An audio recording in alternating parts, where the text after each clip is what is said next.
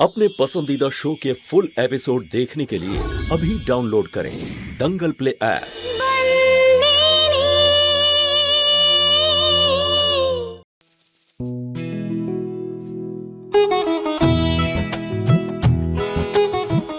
Wow, কি সুন্দর লাগছে তাই না? হ্যাঁ, বাবা আর সন্তোর আবার বিয়ে হয়ে বেশ ভালো হলো। আগের বারে সন্তোকে নতুন বউরূপে সাজতেই দেখিনি, এবারে সেই আশা পূর্ণ করে নিলাম। এই কড়িগুলো আমার দিদির স্মৃতি।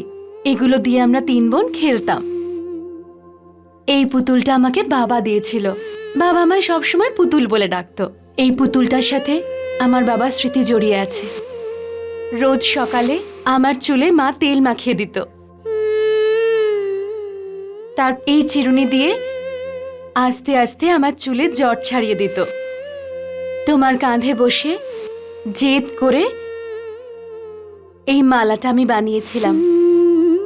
আরেকটা জিনিসও আমার সাথে নিয়ে যাব, আমার মাউরির গলার ঘন্টা। মালকিন, আপনার দাদু এসে গেছেন। আমি এক্ষুনি আসছি।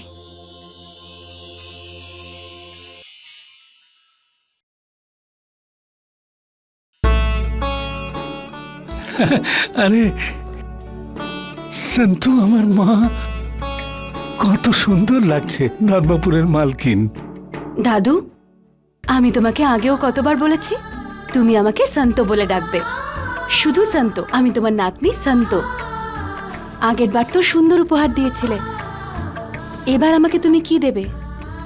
দেখ মা, এই গরিব মানুষের কাছে ধর্মপুরের মালকিনকে আশীর্বাদ ছাড়া দেবার মতো আর কি বা আছে। অনেক অনেক আশীর্বাদ করছি তোকে। আর একটা শিক্ষা আমি আবার দিচ্ছি তোকে। এই বিয়ের পর স্বামী স্ত্রীর সম্পর্ক খুব স্পর্শকাতর হয়ে যায় মা। ওই কোনো কোনো সময় ভুল বোঝাবুঝি হয়, মনোমালিন্য হয়। যে পরিস্থিতি হোক না কেন, তুই ভালোবাসা দিয়ে মানিয়ে নিবি।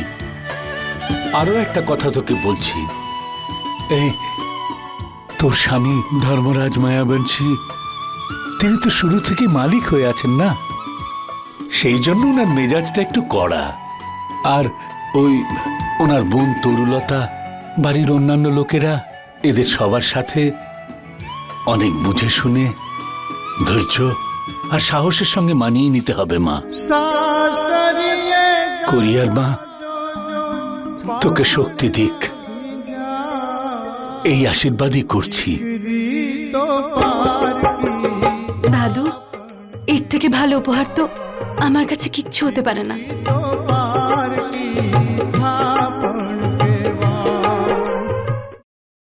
অনামিকা, তুই তৈরি তো ধর্মরাজ মাহিয়া বংশীর বাড়ির অনুষ্ঠানে যাওয়ার জন্য? হ্যাঁ, এই তো শুধুই হারটাই পরা বাকি। কি সুন্দর হারটা, মনে হয় খুব বড় বাড়ির কারোর এটা। আমার তো কিছুই মনে নেই। আমি কে, কি আমার বংশ পরিচয়, কোথায় বাড়ি আমার, কোন জায়গায় থাকতাম, কেন এই হারটা আমার কাছে।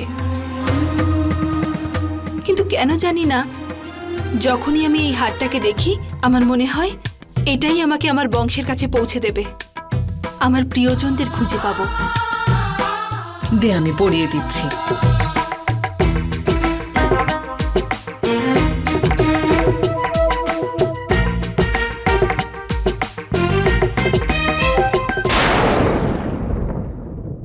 বাবাকে আমি দেখেছি প্রত্যেক দিন তোমার সঙ্গে কথা বলতে, কিন্তু আজ আমি তোমায় কিছু বলতে চাই মা।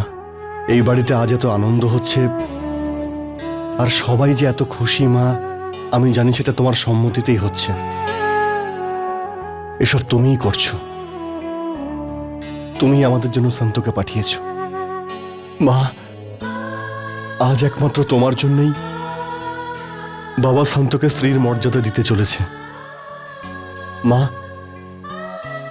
তোমার জায়গা এই বাড়িতে কেউই নিতে পারবে না, কিন্তু আজকের পরে এটা অনুভব করব যে আমাদের মা আমাদের বাড়িতেই আছে, আমাদের কাছে।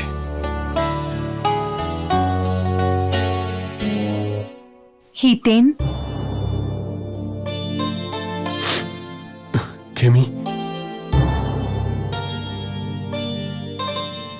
মায়ের সঙ্গে একটু কথা বলছিলাম, কিন্তু খেমি তুমি এটা ভেবো না যে আমি এই বিয়েতে খুশি নই।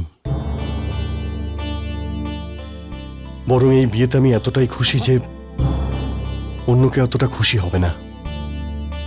ব্যাস, চোখে জল চলে এলো। আমি জানি হিতেন, তুমি এই বিয়েতে খুব খুশি হয়েছ।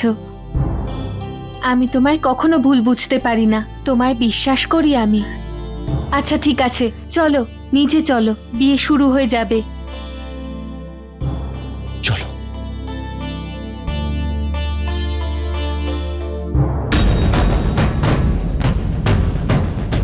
খেমি,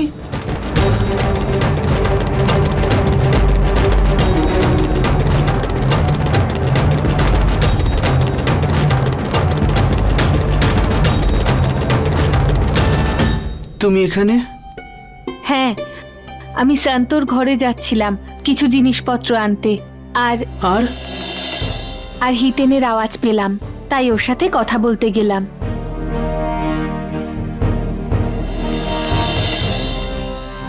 চলো।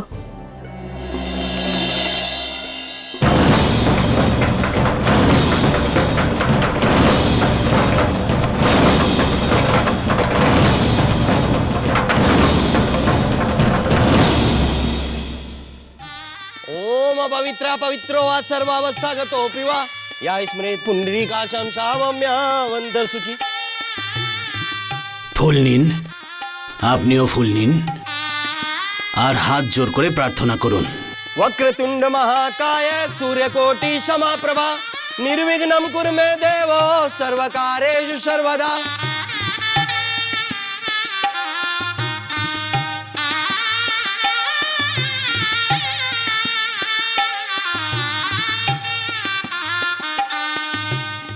এখন বর আর কনে 7 পাকে ঘোরার নিয়মটা সম্পন্ন করুন।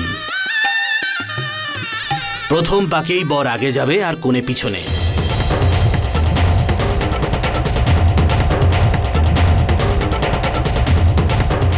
আর কতক্ষণ সময় লাগবে ওই ধর্মরাজ মায়াবংশীর বাড়ি যেতে? এই তো এসে গেছি, আর 15 মিনিট।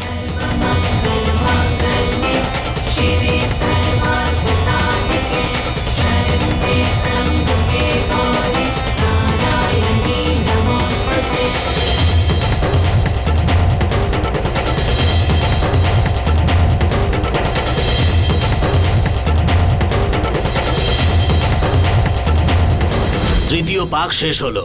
চতুর্থ পাকে কনে আগে যাবে, বর পেছনে।